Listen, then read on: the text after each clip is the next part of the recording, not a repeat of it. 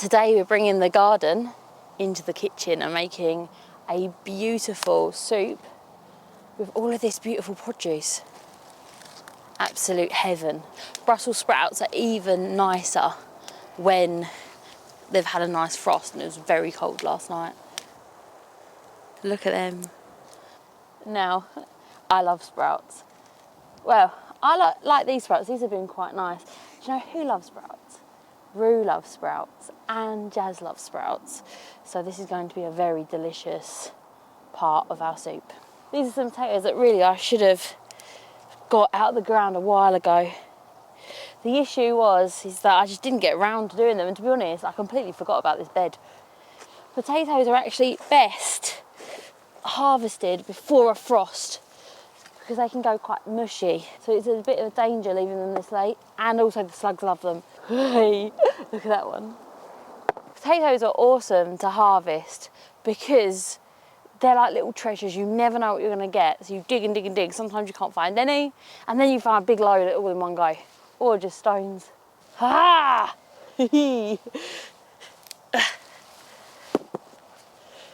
What is a soup without potatoes, eh? Can't have a soup without potatoes. Oh, there's another one just on the surface. Oh dear, this ground is absolutely full of worms. I definitely think that will be enough for my lovely soup. I also do a sourdough, so no one's gonna go hungry. I was saving these butternut squash to see if they'll ripen, but with the frosts, I don't think they're going to, and there'll be a nice courgette-like substance. What do you think? I'm blessed with this bay tree, and there's nothing better than the taste of a couple of bay leaves in your stew. And I mean, I can just grab as much as you want. It's huge, this bay leaf tree, so I'm definitely blessed. Continuing on with my herbs, I mean, I've got tons of dried herbs at home, but there's nothing better than fresh, so I'm gonna grab some thyme and some rosemary. Herbs like this are super easy to get started, and to be honest, I started this from a twig about this big, and look how big it's grown in just a couple of years. And they're very low maintenance because I don't do anything to them. I don't even fertilise them. As long as you have free draining soil, they grow like weeds. There's a couple of sprigs of this. There's just something about the smell of fresh herbs. Oh God, there's just nothing the same, is there? I grew the sage from seed, and I really want to try sage butter. I think that'll taste very nice. It's beautiful. Sage always reminds me of Christmas dinner. I swear I only have sage at Christmas.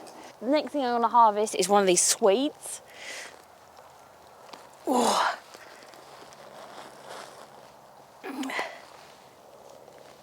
Look at that. I don't know what I did this year, but they aren't as huge as I would like, but they are so delicious and tender.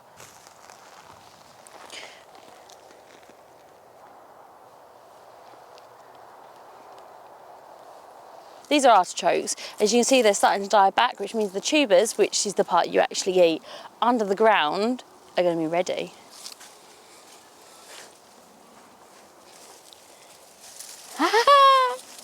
Now, these are like little bits of gold. Check it out. Look! And there's another one. These are like the easiest and best thing to grow. The only issue is they don't store so well, so only bring as many as you'll eat. Check them out. I'm well proud of that, and that's only like, it's not even the whole plant. Artichokes are one of them crops that produce and produce and produce. From just one plant you can get a ridiculous amount. They are terribly invasive though. Wow, look at that one. They didn't grow so well, I think because of the cold weather, and didn't produce any flowers. So I was so worried that I was going to get a bit of a rubbish harvest, but wow. These remind me of my childhood. My nan had these all the time. Just look at these. Wow, just wow, look. They're so easy to harvest as well, just so close to the surface. Oh look, there's another one. Let's fill the rest back in. Now, you've probably heard of artichokes. There's a reason you don't eat too many. They're known as artichokes for a reason. If I ate this many, I'd get to the moon. Wow, I didn't see this one. Look, it's a little hanger on. Look at the size of it. Look. Wow. I got some lovely broccoli over here that needs a bit of harvesting. I've already harvested the main head, so these are just side shoots. So these are going to be like sprouting broccoli. And then this bit, well, that can go for the chickens, can't it? Check all that broccoli out. It's not bad at all, is it? And then this is to the chickens.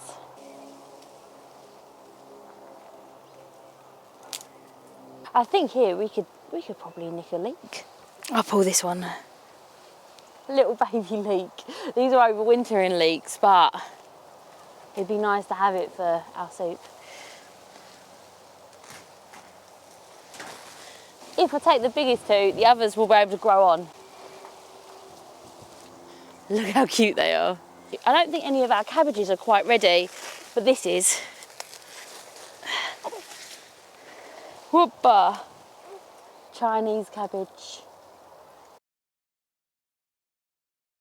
First thing we need to do is make that sourdough bread. Now, if you really think about it, there's only a few ingredients of sourdough. A good quality flour, pure sea salt, and a sourdough starter. Now, this sourdough has been fed last night, so it is really raring and ready to go. Absolutely steaming with bubbles. So you want to weigh out your ingredients using a scale. I always start off with the starter. So we want 150 grams of our starter. It's okay to take almost all of your starter. That's absolutely fine. Just leave yourself like a scraping at the bottom. It will rebuild. The next thing we're going to add is some lukewarm water. It cannot be hot or you'll kill off your starter. And we want 300 grams. And then we're going to take it off the scale and give it a thorough mix. This is so that the mixture has fully incorporated. So there's no large lumps in there, it's perfectly incorporated. It's back to the scale and we're going to add 500 grams of organic white bread flour. You want to make sure that the mix is completely incorporated and turns into a shaggy dough, leaving no flour at the bottom. Next, you want to add 10 grams of salt. I'm going to chop all of these vegetables up. Oh, that does sound nice. I love the sound of a chop. I do like to have quite a lot of chunky vegetables in my soup, so I want to keep them quite chunky. I'm going to do this next. I've washed it all nicely. I wanted to remove that stem, but I don't want to put this in until the end because it will be soggy. I want that to be nice, and I quite like a bit of texture to my soup. All of these end bits though, they're going to go to the chickens, so don't worry, they're not going to go to waste. I'm going to be washing my potato. I sometimes go ahead and keep the skin on. I sometimes don't, depending on the skin. There's nothing better than the food you've grown yourself, especially potatoes. I feel like potatoes from the shop don't taste anything in the region of these, even if you get them from a farm shop. Next, I'm just going to chunk these up into biteable chunks. These are all lovingly washed, and I just topped and ended them so that all the mud stays in the sink. As you can see, we have enough mud. I do, normally, if I roasted these, I would keep the skin on and then I roast them. But because I am going to be putting them in a soup, I'm going to skin them. Now, of course, beetroot is going to stain everything you have, but I love beetroot in soup. It's probably my absolute favourite. I've had such good luck with beetroot this year. I've grown an absolute ton. So I kind of just chunk them up so that they're, you know, a biteable sort of size. And then the Swede, I'm going to just do the same with. Swede is like a very underrated vegetable. I love Swede. I particularly like it in a roast dinner and in Branston, which I really need to do another recipe for because I absolutely love it. I need to do a canning session on Branston. Oh my goodness, have you subscribed? We should do that right now. I might use this one actually, it'll be easier. It is a solid vegetable. It's absolutely full of nutrition, and I'm not too sure. I think I was a little bit late getting them in this year, like I did with everything. So they are small, but they are so delicious and so good for you. I try as much as possible to eat super healthy, especially with losing the baby weight. It's not easy. And you know, as I get older, it's even less easy. I remember, because it was 10 years ago, so you do think to yourself, oh yeah, that definitely happened. But I remember it being like, and I went back. Probably didn't, probably complained about as much as I do now, but it feels a lot worse. Right, our last one, I've already washed this, but these are notorious for being difficult to watch. So, artichokes, and I haven't fermented this, so you know what that means. It's gonna be a fartichoke, but they are delicious. These remind me of my childhood. I remember being a kid, my nan grew these in her back garden, and she used to cook them on our Sunday lunch. The woman was a genius. She cooked these and they were so soft and delicious. I can't cook them half as good as she can. Sadly, she's no longer here, so I can't ask her how she did it, but she was amazing at growing them. So you kind of want to cut around the lumps and bumps so that you get the most of it, but you also want to get the dirt out.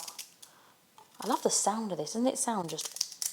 You've got to be really careful with composting these because they'll sprout anywhere.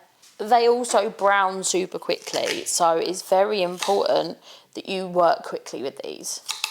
If you're going to store them in your fridge, you do want to store them in sealed plastic bags. That's the best way I've found to store them. Or just harvest as many as you want. But as you saw, you harvest one plant, you get enough for an army.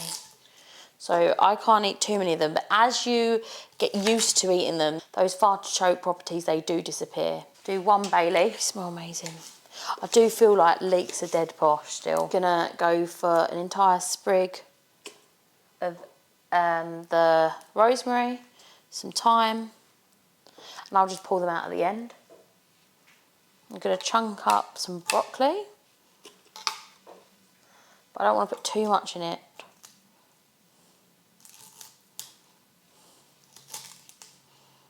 That's a bit tough, so I'm not going to put that in.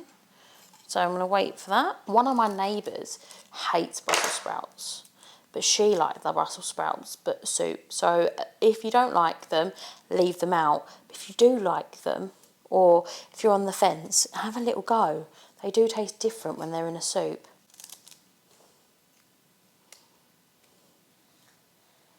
I'm going to use a few of my carrots that I harvested the other day. And get some big ones out. They're still looking so good.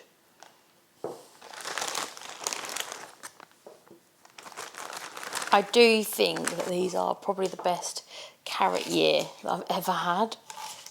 And they're so easy to store. Just put them in a Ziploc bag and stick them in the fridge. They're still nice and hard. They've lasted for ages and they're so good.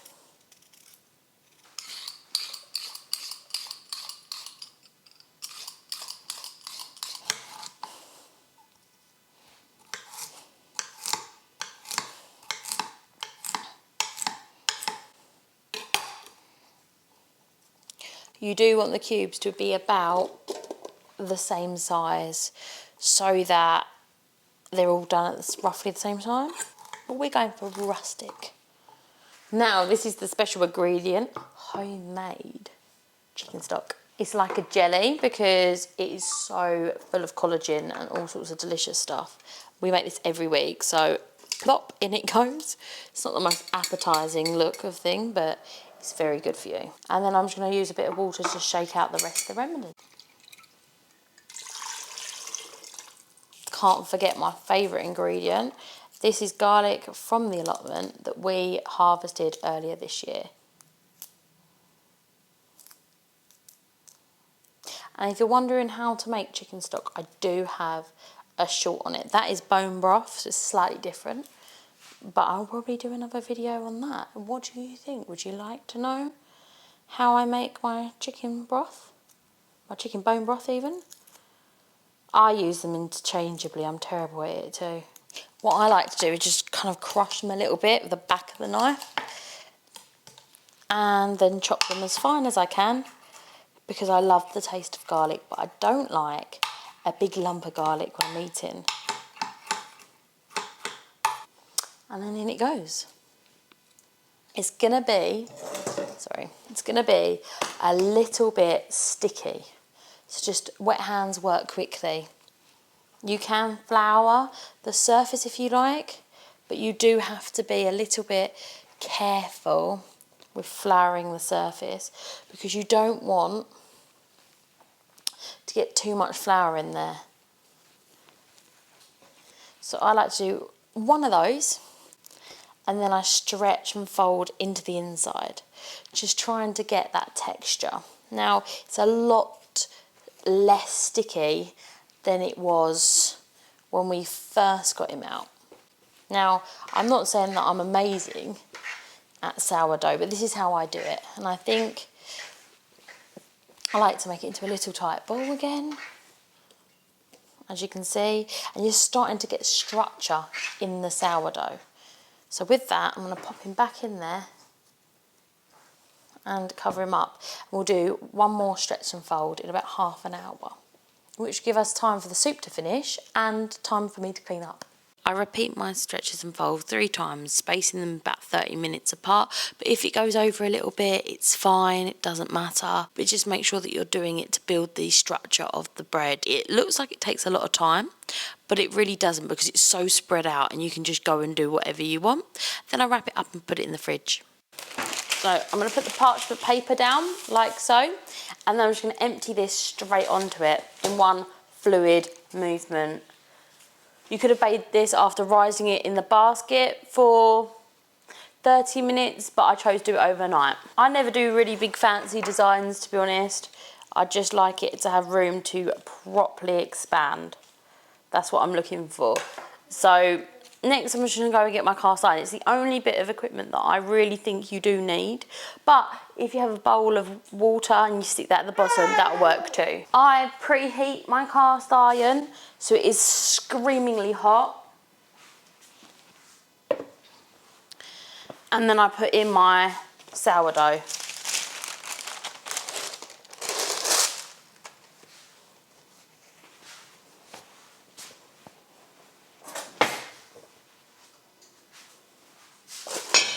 Like so. Now it's going to go in the oven for 40 minutes at 200 degrees. After 40 minutes, remove the lid and put it back into the oven for another 10 minutes, just to brown and crisp up. After this time has elapsed, remove it from the oven.